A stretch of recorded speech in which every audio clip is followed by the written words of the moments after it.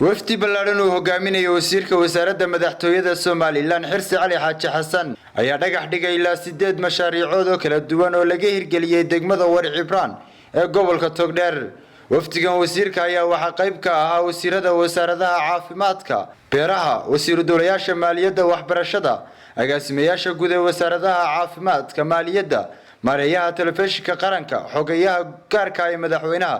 barasaabka Togdheer, maayirka Burco ku xigeenkiisa, xildhibaanada degmada Qurbajoog iyo wufuud kale. dadweynaha aad u tiro badan oo lulaya calanka Jamhuuriyadda Soomaaliland isla markaana tumaya sacab iyo caleemo qoyan ayaa wafdiga kaga hor yimid masaafo 12 kiiloomitir dhinaca waqooyi kaga toosan War Cibraan, taasoo gaadiid aad u tiro badan iyo fardo loogu galbiyay dhinaca magaalada gudaheeda. waxaana dadweynaha wajigooda ka muuqatay shucuur qiiro wadaniyeed oo aad ula dhacsan yihiin wafdiga miisaanka culus ee u soo kicitimay.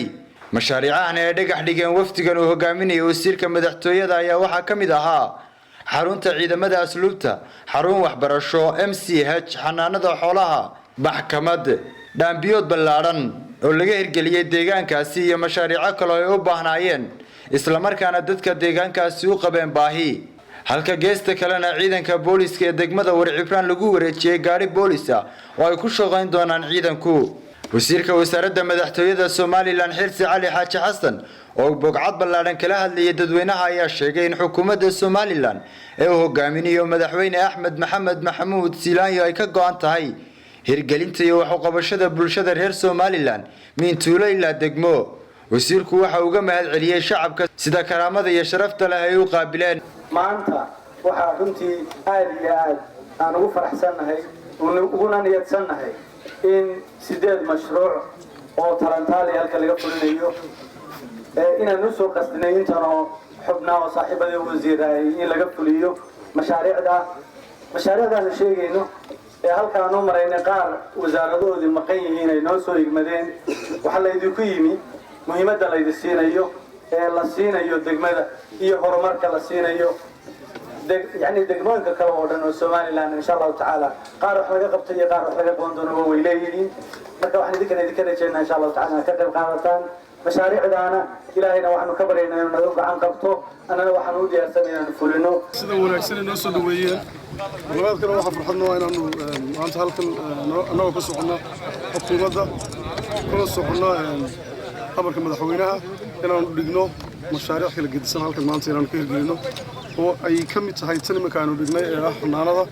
ama MCH ka magaalada waan ku sameeyno inaanu kordhino tiiro jirtayna hagaajino. aad iyo aad salaamay waxaan jeen doonaa inuu noqon doono xarun weyn oo maaragtay laga faa'iideysto. wasiiru dowlaha maaliyadda Soomaaliland Cismaan Cabdilaahi Saxardiid Cadaani, barasaabka gobolka Togdheer Maxamed Muuse Diiriye, maayirka degmada Burco Maxamed Muraad ayaa iyaguna tilmaamay in mashaariicahani ay ka mid yihiin horumarinta ay xukuumadda Soomaaliland ugu tala gashay degmada. Suldaan Maxamuud Xaaji Xuseen iyo duqay kale oo deegaankaasi ayaa uga mahad celiyay wafdigan xukuumadda Soomaaliland wax u qabashada aan hagrashada lahayn ay u muujiyeen, iyagoona ka mahad sheegtay waxqabadka muuqda ee xukuumadda Axmed Siilaanyo. maanta halkan cabantay reer War Cibraan ka dheer mar hadday intaasi marayso gobol iyo cimaamada inaynu dhulka wadno nimanka nidhaahna ku socdo mooyaan wax kale oo inoo haray ma jiraan. 8 mashruuc oo mashaariicdii ugu waaweynayda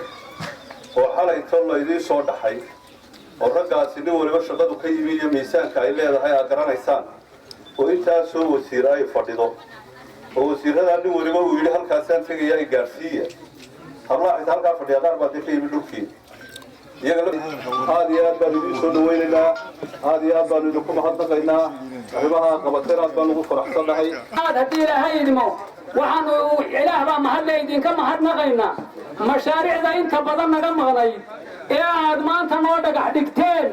taasaanu aad iyo aad idinku mahadnaqaynaa oo niyo wanaagsan idinku soo dhawaynaynaa.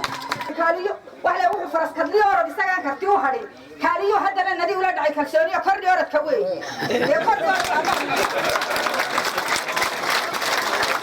degmada War Cibraan ayaa degmadii ugu horeysay ee markaliya laga dhagax dhigo 8 mashaariicood oo kala duwan oo wada socda